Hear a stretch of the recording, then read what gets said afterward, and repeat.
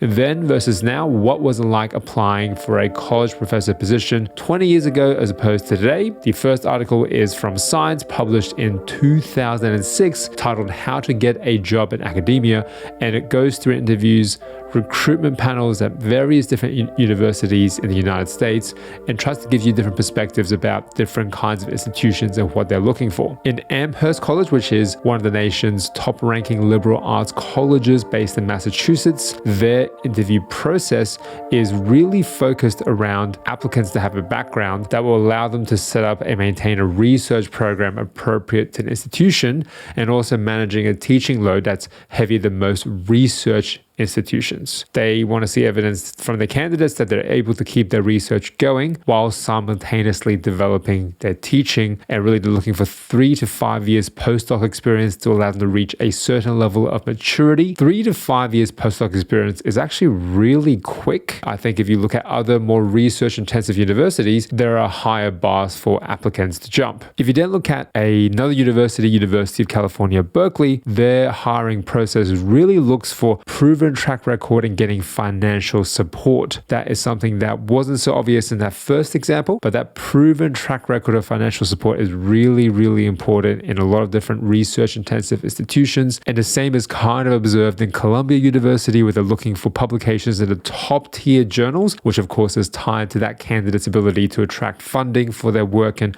for the university. But still, these are relatively junior people they're hiring, again with 3 to 5 years postdoctoral experience. So the vast majority of your productivity is either during your PhD or in the first 3 to 5 year window, and they're looking for good publications, some funding, and hopefully you are a competitive and engaging in-person speaker who can contribute to teaching. How has that process changed 20 years down the track, and what is it like getting a faculty position or a college professor job in the 2020s? The next article was published in 2021, and it talks about obtaining a faculty position in STEM at a research-intensive institution. And straight away, this is a journal article, but if you flick through the article, which is linked in the show notes, you can see that it is a much more detailed and a much more intensive document than that previous document published in 2006. There are a huge amount of hurdles, even more hurdles than there were 20 years ago. And really, a career at a research-intensive institution, there is a lot more expectations across both research, teaching, as well as service. Beyond writing a generic cover letter, which talks about your narrative of what you're trying to accomplish in your career and how your values align with that institution's mission, their strategic approach or value proposition, you then need to have a research statement about where you're going to get funding from, if you already have funding, what you plan to do with it, as well as your teaching statement, a teaching philosophy, what kind of classes you've taught before in different instructional modes, whether it's face-to-face, whether it's online, really big classes, really small classes, undergrad or postgrad. And on top of that, you need to have a diversity and inclusion statement, which talks about how you foster inclusion and embracing diversity in all the areas of your work. Straight away, you see that it is much more complex of a process in this day and age to apply for a faculty level position at any kind of college. At the research intensive institutions and universities, this process is a lot more difficult than it was 20 years ago.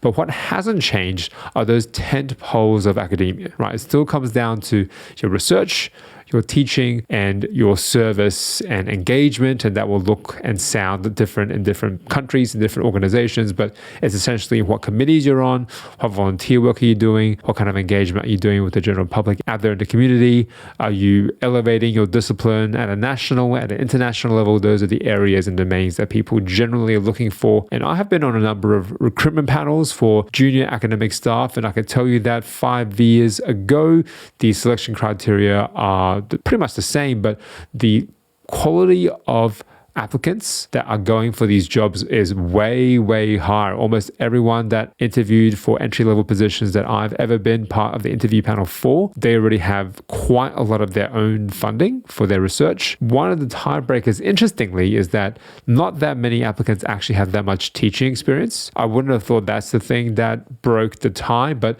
that seems to give people much broader awareness of how universities and colleges work. If you're teaching, you're interacting with more administrative and professional staff, you're interacting with more students, you're dealing with students who have issues, whether they be mental health or ongoing support that they need throughout the semester, and that will make you a much more well-rounded candidate. It doesn't mean that if you don't publish in top-tier journals and you don't have research funding and all you do is teach and have a really good understanding of the university, that you'll be competitive. But all of those other roles, they will break a tie with people who have just as good research as you, if not a little bit better, dabbling in different areas. Even if you're very focused on your research, one small bit of activity going in one of those other domains, whether it be teaching or service and engagement, those core principles remain the same.